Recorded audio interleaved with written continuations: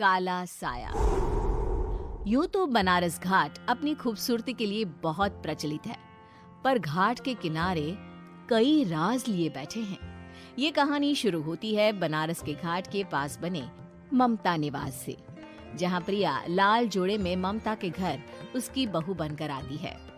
आओ आओ बहू, घर को अपने पैरों से पवित्र करो।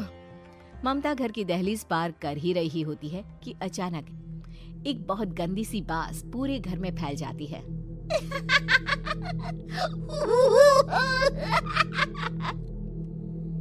ये बदबू और ये आवाजें, ये कौन हंस रहा है माँ? अब ये पड़ोसी ना हमारे थोड़े अलग से है। कहाँ हम शाकाहारी और ये मांस मच्छी खाने वाले। छोड़, तू ध्यान मत दे और गृह प्रवेश कर। और हाँ बहू, अपनी सास की एक बात हमेशा याद रखना, इन पड़ोसियों से तो कभी बात नहीं करेगी। अच्छे लोग नहीं है ये। अपनी सास की ये बात मानेगी ना बेटा? हाँ माँ, जो आपकी मर्जी, मैं उनसे बात नहीं करूंगी। अगले दिन प्रिया अपनी पहली रसोई बनाने रसोई घर में जाती है। ये छोकी बात तो नाक में जा रही है। एक काम करती हूँ, खिड़की खोल देती हूँ। प्रिया खिड़की खोलने जाती है। इतने जाले, लगता है इस खिड़की को कभी खोला ही नहीं गया। पर ऐसा क्यों? ओह, नॉन वेज की स्मेल आती होगी ना। 2 मिनट के लिए खोल लेती हूँ, फिर बंद कर दूंगी।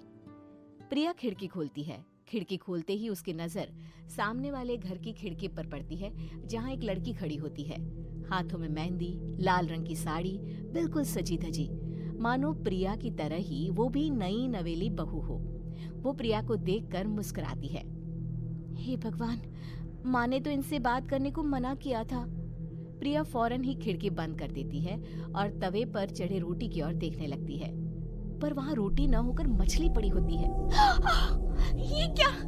पहली ही रसोई में इतनी बड़ी गलती। हे भगवान, अब मैं क्या करूं?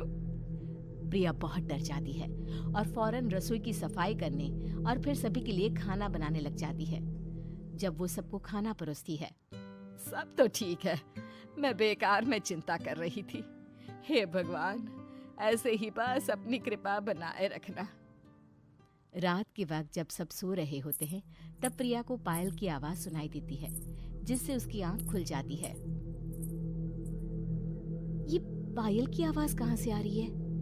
प्रिया उठकर उस आवाज के पीछे छत की सीढ़ियों तक जाती है।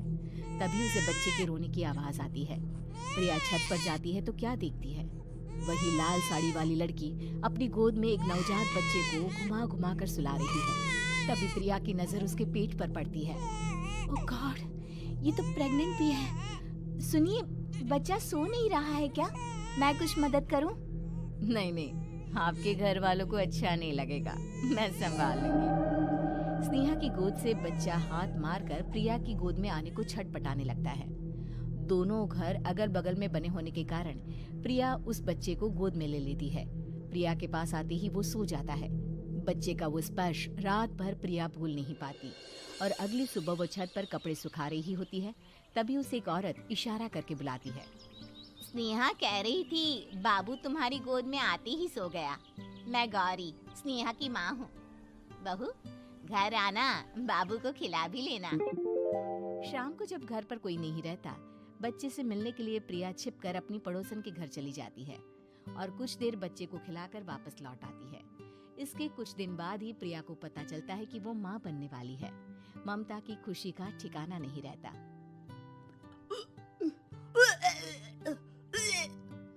माँ जी, पता नहीं क्यों उल्टी आ रही है। प्रिया भागती हुई वॉशरूम में जाती है तो हरे और लाल रंग की उल्टी करती है। उस उल्टी में से कीड़े निकलते हैं। ये क्या? खून और ये कीड़े! माँ! माँ! प्रिया की आवाज सुनकर ममता दौड़ कर आती है, पर बेसिन में कुछ नहीं होता। प्रिया हक्की बक्की रह जाती है। ये सब क्या हो रहा है? प्रिया घबरा जाती है और अपने कमरे में जाकर सो जाती है। डर के कारण वो इतनी थक जाती है कि उसकी आंख लग जाती है। तब उसे ऐसा लगता है उसके पेट पर मानो कोई बैठा हुआ हो। कौन हो?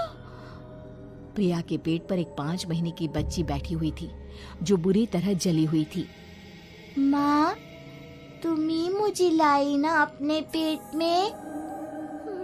मैं तुम्हारी माँ नहीं हूँ। कौन हो तुम? माँ, देखो मैं जल गई बुरी तरह से। 6 महीने पेट में रहने को भी मुझे नहीं मिला। सहला दो ना माँ। बचाओ!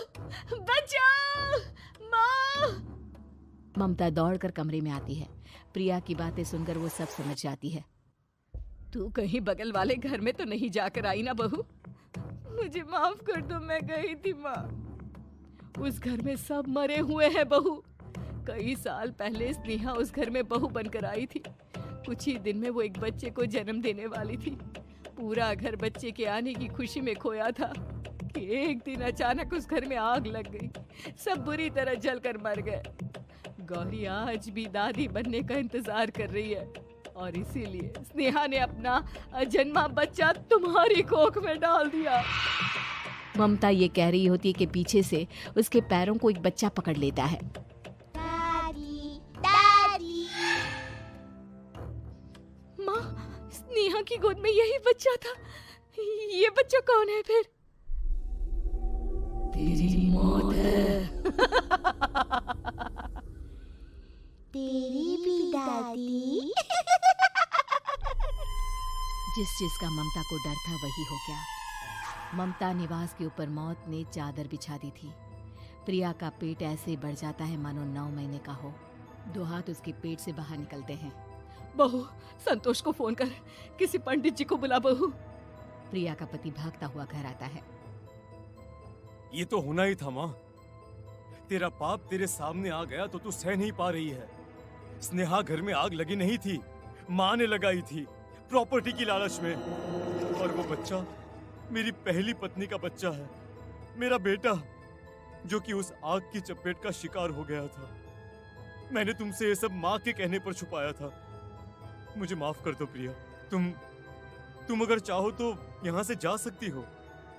मैं तुम्हें किसी भी बंधन में रखना नहीं चाहता। मेरी शादी हुई है आपसे, मैं आपको छोड़ नहीं सकती, पर उससे पहले हमें स्नेहा, उसकी माँ और बच्चे की आत्मा की शांति करवानी होगी। संतोष और ममता गौरी के घर जाते हैं। अंदर सब कुछ जला हुआ होता है। जमीन पर जली हुई लाशें बिखरी हुई थी। ममता रो रो कर अपनी करने की माफी गौरी से मांगती है।